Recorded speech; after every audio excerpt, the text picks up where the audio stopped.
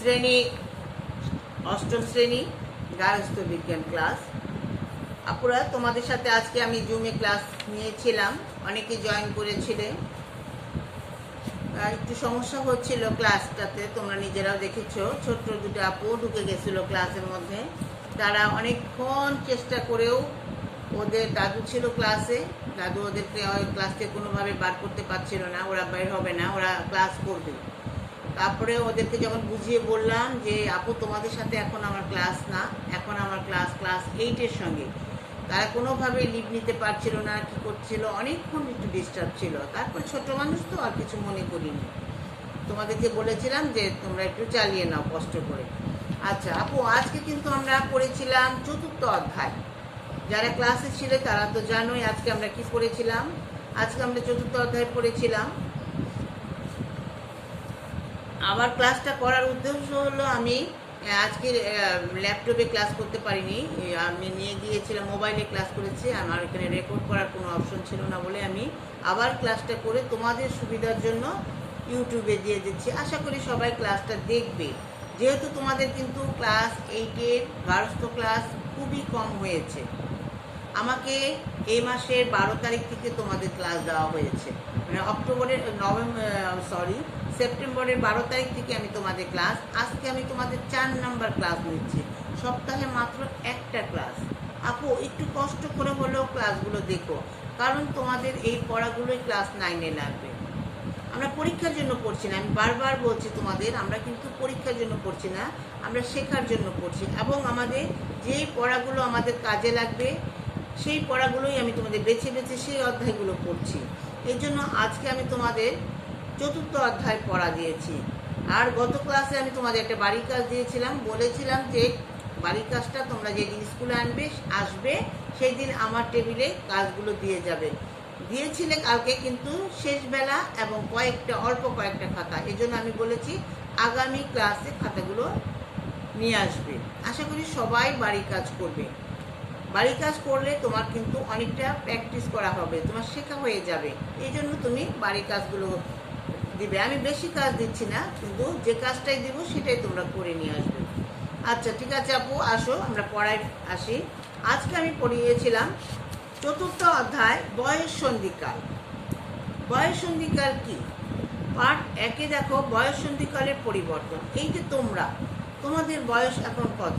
10-11 বছরের উপরে নিশ্চয়ই তোমাদের বয়স এখন, এবং 18-19 বছরের ভেতরে 10-11 বছর থেকে 18-19 বছরের ভেতরে। তাহলে তোমরাই হলো কিশোর বা কিশোরী, তোমাদেরই কৈশোরকাল চলছে এখন। ছোট্ট সোনামণিরা একটু লক্ষ্য করো, তোমাদের এই পড়াটা এখন তোমরা এই সময়টা পার করছো। এই জন্য তুমি যদি এই সময়টা সম্পর্কে পরিষ্কার জ্ঞান রাখো, তাহলে কিন্তু তোমার আর সমস্যা হবে না। হ্যাঁ, অনেকেই আছে এই সমস্যার মধ্যে কি পরিষ্কার জ্ঞান থাকে না বলে তারা কি করে, নানা রকম সমস্যার সম্মুখীন হয়।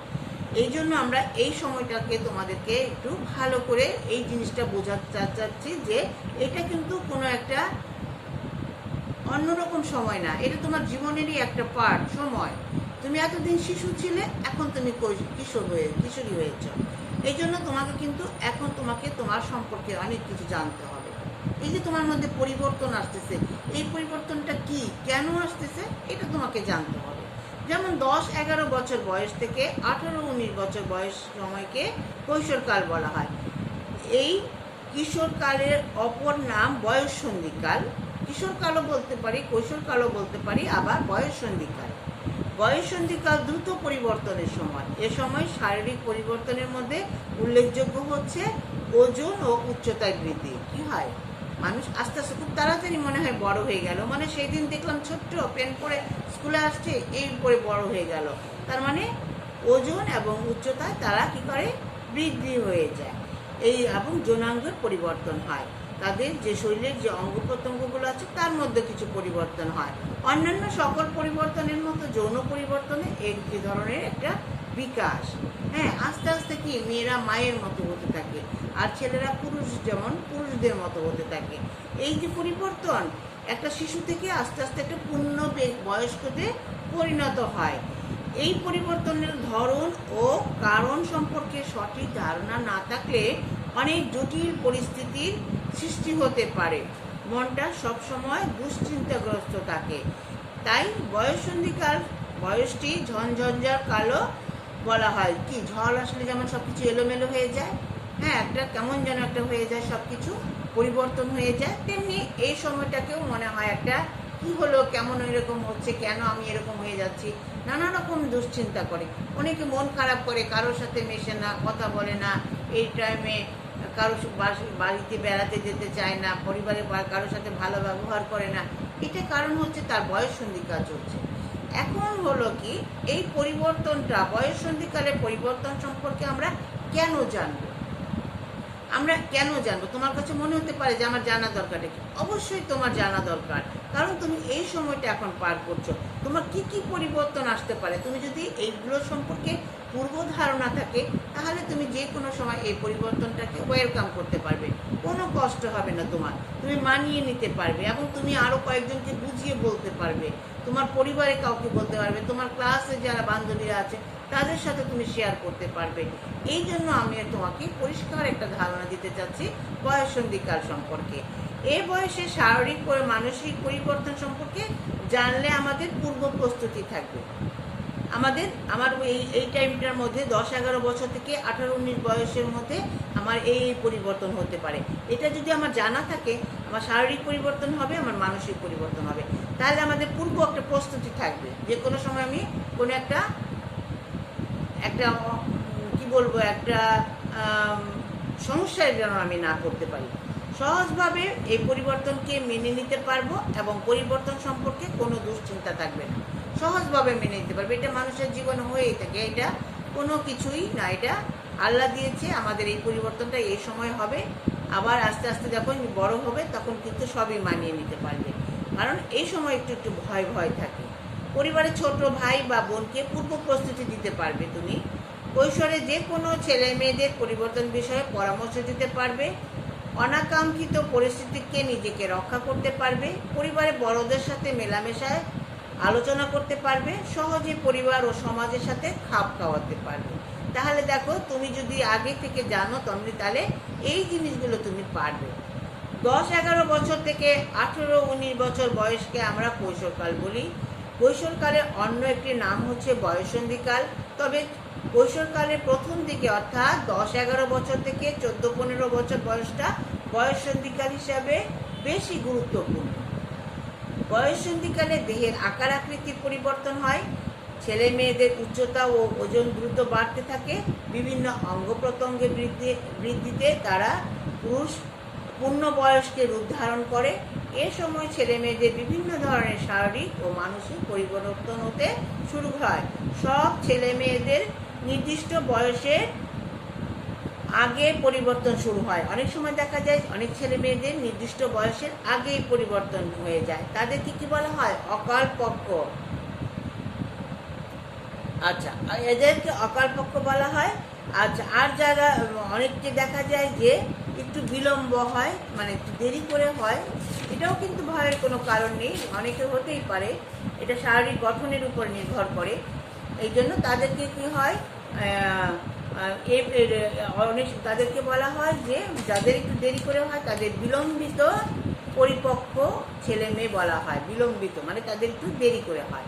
তাড়াতাড়ি পরিবর্তন বা দেরিতে পরিবর্তন কোনোটাই দুশ্চিন্তার কোনো কারণ নেই। বংশগত কারণ, আবহাওয়া, খাদ্যাভ্যাস ইত্যাদির কারণে এই পরিবর্তনের সময় এক একজনের এক এক রকমের হয়। অপুষ্টির কারণে পরিবর্তন দেরিতে আসতে পারে। ছোট্ট সোনামণিরা, বারবার তোমাদের আপু বলতেছি যে এই পরিবর্তনটা নিয়ে কোনো দুশ্চিন্তা করা যাবে না, এটা আল্লাহ প্রদত্তই একটা তোমাদের শারীরের মধ্যে পরিবর্তন আসতেছে, এই জন্য এটা নিয়ে কোনো চিন্তার কিছু কারণ নেই। এই পরিবর্তনটার একমাত্র জিনিস হচ্ছে, সেটা হচ্ছে হরমোন। হরমোন কি? হ্যাঁ, এখন আমি এটা তোমাদেরকে বলবো যে এটা কিছু হরমোন আছে পুরুষের, কিছু হরমোন আছে মেয়েদের। এই হরমোন সম্পর্কে আমি যেহেতু তোমাদের আগে এটা বলিনি যে এই অধ্যায়টা পড়াবো, এই জন্য তোমরা এটা সম্পর্কে পরিষ্কার ধারণা নিতে পারোনি। এই জন্য আমি তোমাদেরকে পার্ট 2টা তোমরা বাসায় পড়বে। আমি আগামী ক্লাসে পার্ট 2 থেকে তোমাদেরকে কিছু প্রশ্ন জিজ্ঞেস করব, তাহলে আমি বুঝতে পারবো যে তোমরা করেছো এবং বুঝেছো। আচ্ছা, এখন আসো পার্ট 3। এই পার্ট 3 হচ্ছে বয়ঃসন্ধিকালে পরিবারের সাথে খাপ খাওয়ানো। পরিবারের সাথে কি, আমরা তো পরিবারে বাস করি, তাই না? আমরা সবাই সবার পরিবারে বাস করি। এখন এই পরিবারের সাথে আমাদের খাপ খাওয়াতে হবে। এখন এমন একটা সময় আসছে বয়ঃসন্ধিকাল, তখন নানা রকম পরিবর্তন আসছে শরীরে, শারীরিক মানসিক পরিবর্তন আসছে। এই পরিবর্তন অনেকই পরিবারে আছে, বাবা মারা আছে, তারা কী করে বুঝতে পারে যে তার ছেলে বা মেয়ের মধ্যে কিছু পরিবর্তন আসছে, এটাকে মানিয়ে নিতে হবে। আবার অনেক পরিবার তারা বুঝতে পারে না, তারা ছেলে মেয়ের সাথে কী করে, একটু কী বলবো, ছেলে মা বাবা তো কখনোই করে না, খারাপ ব্যবহার করে না। মা বাবা তো সবসময় ছেলে মেয়েদেরকে বোঝানোর চেষ্টা করে, তারপরেও হ্যাঁ বাবা মা কী করে, একটু বুঝিয়ে বলার চেষ্টা করে, বাবা এটা ভালো এটা খারাপ এরকম করে যখন বোঝায়, তখন কি হয়, একটু চেষ্টা করে যে তাদের মধ্যে যেন এটা বোঝাতে পারে। 1 নম্বর হচ্ছে মনোভাবের পার্থক্য। অনেক সময় বাবা মা বয়ঃসন্ধিকালে সন্তানের মনোভাব মধ্যে একটু পার্থক্য থেকে থাকে। যেমন বাবা মা যেটা পছন্দ করে, অনেক সময় সন্তান সেটা পছন্দ করে না। একটা টিভির অনুষ্ঠানের কথাই বলো, বাবা মা যেটা মনে করো, একটা খবর দেখবে, কিন্তু সন্তান মনে করছে এই সময় সে খবর দেখবে না, সে অন্য কিছু দেখবে। এখন এই যে বাবা এবং সন্তানের মধ্যে এই যে, এখন ঠিকই আছে বাচ্চারা দেখতে চাচ্ছে, ওর পড়ার সময় এখন নাই, ও দেখবে, ঠিক আছে দেখুক, এরকম মনে করে যদি নিজেদের মধ্যে একটা সমঝোতা করে নেয়, তাহলে কিন্তু মতভেদ থাকে না। এই মতভেদটা যেন না হয়, এটাই আমাদেরকে বুঝতে হবে। বাবা মার সঙ্গে খোলামেলাভাবে সব বিষয়ে আলোচনা করতে হবে। এরপরে হলো পারিবারিক বিধিনিষেধ। পারিবারিক বিধিনিষেধ হচ্ছে বয়ঃসন্ধিকালে ছেলেমেয়েরা স্বাধীনভাবে চলতে পছন্দ করে, তাদের কোনো কাজে বড়রা হস্তক্ষেপ করে তারা পছন্দ করে না, পরিবারে আরোপিত বিধিনিষেধের বিরোধিতা করে। অনেক সময় মনে করা হয় যে তাদের প্রতি অন্যায় করা হচ্ছে, অবিচার করা হচ্ছে, এতে তারা কি হয়, খুবই রাগান্বিত হয়ে থাকে। আসলে কিন্তু কোনো বাবা মা সবসময় মনে করবে বাবা মাই তোমার সবচেয়ে বেশি আপনজন। এখন বাবা মা তোমাকে, তোমার যেটা ভালো হবে, তোমার জন্য যেটা মঙ্গলকর, বাবা মা কিন্তু তোমাকে সেটাই বলবে।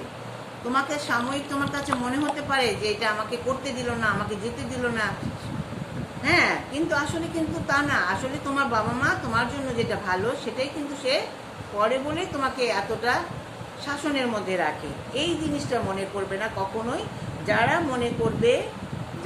মনে করবে যে বাবা মা তোমাদের চাইতে, তোমরা বাবা মার চাইতে বেশি বোঝো, তাহলে তারা মনে করবে তারা বোকা, এবং তারা এই বোকামিটা করবে না যে বাবা মা চাইতে তুমি বেশি ভালো বুঝো, এটা কখনোই মনে করবে না। কারণ বাবা মা তোমাদের চাইতে অনেক বেশি জ্ঞানী মনে করবে। কারণ হচ্ছে বাবা মার যে বুদ্ধি, তোমরা এখনো সেই বুদ্ধিতে এখনো যাওনি। আচ্ছা, এরপরে হচ্ছে লিঙ্গ অনুযায়ী আচরণ। আমি তোমাদেরকে শর্ট করে বলে দিচ্ছি, তোমরা একটু ভালো করে পড়লেই বুঝতে পারবে। আচ্ছা, লিঙ্গ অনুযায়ী আচরণ হচ্ছে শৈশবে ছেলে মেয়েরা কিন্তু ছোট্টবেলায় কোনো পার্থক্য থাকে না, কিন্তু যখনই একটু বড় হতে থাকে, কৈশোরকাল আসে, তখনই তাদের মধ্যে একটু পার্থক্য থাকে। আমরা তখন মনে করি যে একটা ছেলের বন্ধু, মেয়ের বন্ধু। অনেক সময় দেখা যায় ছেলে মেয়েরা একত্রে মেলামেশা করে, এটা কিন্তু এটার একটা লিমিট থাকা দরকার, কারণ তখন কিন্তু প্রতিটা পরিবারে এটা একটু খেয়াল করে, এটা মনে রাখবে। আচ্ছা, তারপর আমরা মনে করো দায়িত্ব পালনে অনীহা। ছোট্ট সোনামণি, আচ্ছা আমি আরেকটু খালি তোমাদের শুধু বুঝিয়ে দিচ্ছি। দায়িত্ব পালনে অনীহা, অনেকে দায়িত্ব নিতে চায় না। আসলে দায়িত্ব তো নিতেই হবে, যার যতটুকু দায়িত্ব পরিবার থেকে যে দায়িত্বটা আসে পালন করার চেষ্টা করতে হবে। অর্থনৈতিক চাহিদা, অনেক সময় অনেক অযাচিত চাহিদা থাকে, এটা চাই সেটা চাই, বেড়ানোর টাকা চাই, হ্যাঁ নানান কিছু চাই, না দিলে পরিবারের মধ্যে বিশৃঙ্খলা সৃষ্টি হয়। এরকম যেন না হয়, যেটুকু দরকার বাবা মা অবশ্যই তোমাকে সেটুকু দেওয়ার চেষ্টা করবে। এরপর হচ্ছে বাবা মা সম্পর্ক। আচ্ছা, আরেকটা জিনিস খেয়াল করবে, বাবা মার মধ্যে যদি সুসম্পর্ক থাকে, তাহলে সন্তানদের মধ্যে সুসম্পর্ক থাকে। অনেক সময় কিন্তু তোমরা বাবা মার এই সুসম্পর্ক তৈরি রাখতে বা রাখার জন্য তোমাদেরও অনেক ভূমিকা আছে। একটু ভালো করে লক্ষ্য পড়লে তোমরা এই অংশটুকু পারবে। তাহলে আমি আশা করছি যে তোমরা পার্ট 1 পার্ট 3 খুব ভালো করে বাসায় পড়বে, 2 নাম্বার তো অবশ্যই পড়বে। আগামী ক্লাসে আমি তোমাদের এখান থেকে প্রশ্ন দিব এবং এই অধ্যায়টা শেষ করব, আগামী ক্লাসে শেষ করব। আশা করি সবাই ক্লাসগুলো দেখবে, স্কুলে আসবে। ভালো থাকো, সুস্থ থাকো, নিরাপদে থাকো। আজকে এখানে শেষ করছি। আল্লাহ হাফেজ।